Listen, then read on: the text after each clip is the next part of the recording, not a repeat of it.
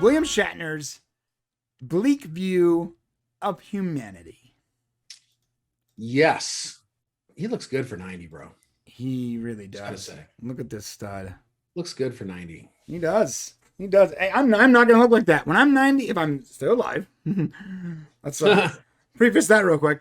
If I'm still alive, with that disclaimer, I am not going to have all my hair. That's for certain. It will certainly not be the same color it is now. Yeah, he's looking good for 90 years old. Jeez, that's a trip, man. I know people now in their 60s that look worse than this man looks in his 90s. Well, I got to tell you, Bones always did say, well, you're in perfect health, Jim. Yeah, perfect health, Jim. Yep. Let's talk about this story. I'm a doctor, not a personal trainer. But if I were, I'd be really attracted to you right now. So this article we thought was actually pretty funny because the article is not, what's the best way to put this? The whole article is not about William Shatner, humanity won't survive to reach a Star Trek future. In fact, it plays a really small portion of this overall article, which is kind of hilarious in its own way. It just goes to show that you can't really wrangle in a 90-year-old dude when he wants to just talk about what he wants to talk about. But as a writer for a blog or a website, you can decide when to start printing the interview. Yeah, you don't have to start at the beginning. And I think it's kind of funny that this guy, Stephen McKenzie, who wrote for theBigIssue.com, BigIssue.com. That's a great domain name, by the way. Big Issue, yeah. Decided he was going to start this interview out with William Shatner saying, "It's a pleasure to look at you. I'm sure many people have said, you're nice to look at." And of course he replies, "They haven't." And then William Shatner says, "I think you should maybe get up on stage and say, look at me." Okay, hold up. We got to see what this guy looks like. I don't know what he looks like. Is this guy just like super attractive? You may not be able to find, well, you can look at his Twitter. I found a picture. Oh, that was fast. Yeah, I'm pretty good at this. Okay. Is he attractive or, can we judge dudes? Okay. All right. So William Shatner in his 90s is definitely having eyesight trouble. Or he's being really sarcastic. Oh, he's being super sarcastic. That's you look at that because Bill can kind of be an asshole sometimes. Right. You know what if this guy is writing that and it didn't happen? Or maybe it happened and it just like he's and taking it was like super sarcastic, but he like didn't put the definition of it there. Yeah, or what? I don't know. Context or whatever, the emotion. Or maybe, because listen, and I'm sorry, Steven, we're not meaning to say you're ugly. Look, we're not pretty guys either. Look at us. Look at this. Yeah, it's a glass house, bro. Okay. Yeah, we don't mind. Yeah. So don't take this the wrong way. But the fact that you started out the entire article with basically Captain Kirk talking about you, it's like this whole barrage. I guess he was trying to say why he's charming, but then he goes on to talk about like pimples and stuff, and I don't know. Anyways. It was a really weird way to start an interview. Here's look at William Shatner. "You don't know that I'm not a hologram," he responds robotically. I'm like, what is? At one point, the guy asks him, "When was the last time you took public transit?" I'm like, what kind of interview is this? Bro, I'm telling you, the more I hear William Shatner speak, the more he reminds me of our father. Yeah. It must be an age thing, bro. Right? They come from the same eras, right? Or sort of. They're both boomers, that's for sure. For sure, yeah, and a little bit. When you become an old dude, I just think I think what happens is you're like, I just don't care what anybody thinks. Yeah, I'm gonna do whatever I want to do. Yeah, I can say whatever I want. I can do whatever I want because I just don't care. And there's a freedom to that, but there's also like everybody else going, what the heck's going on? Oh my God.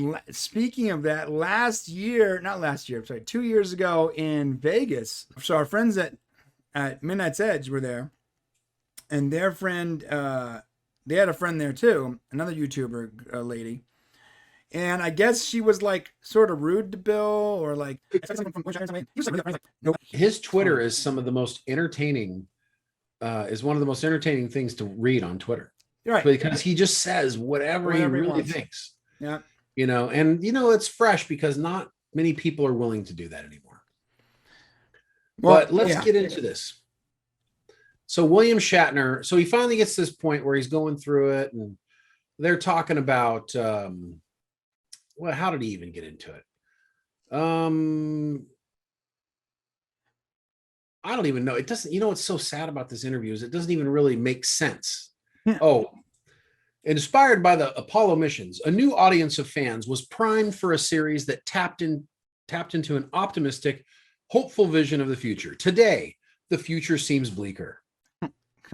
Does Shatner think the human race will even make it to the 23rd century when Star Trek was set? No, he answers.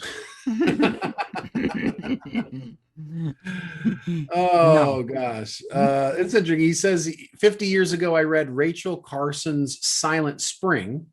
I remember vividly. What she said was going to happen has happened. Okay. So global warming.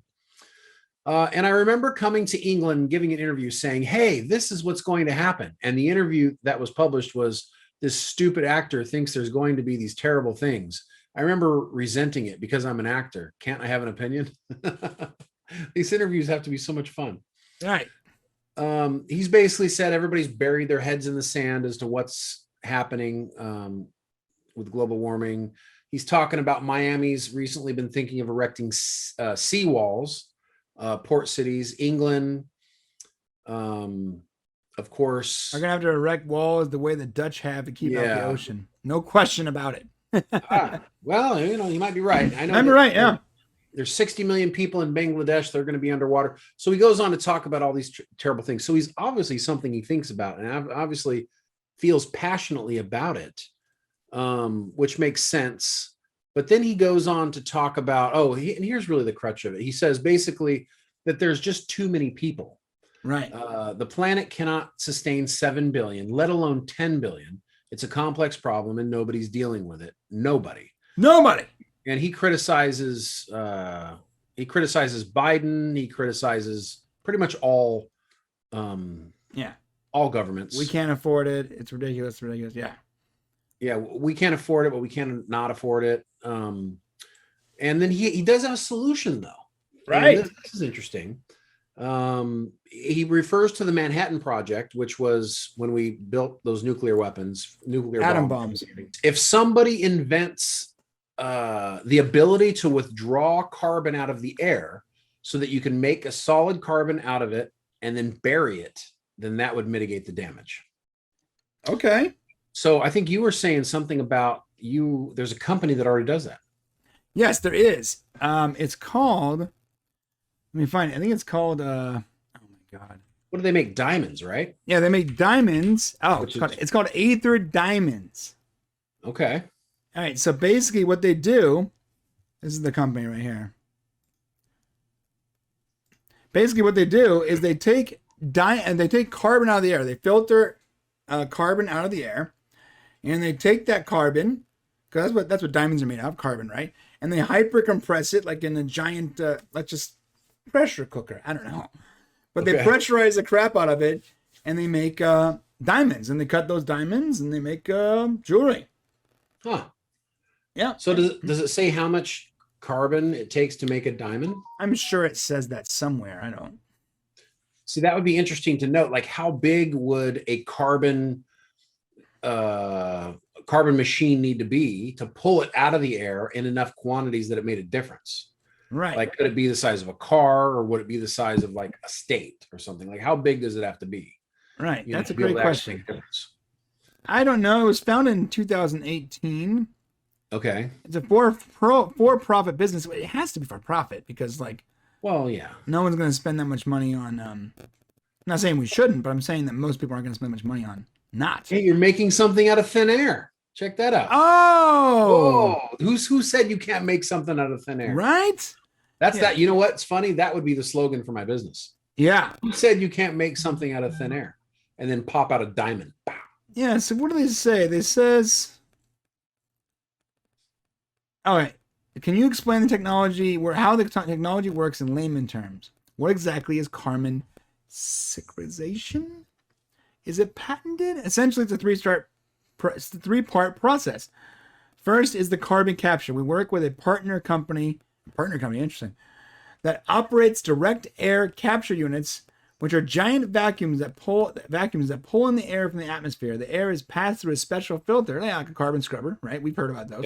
Yep. That traps the carbon dioxide and other polluting elements.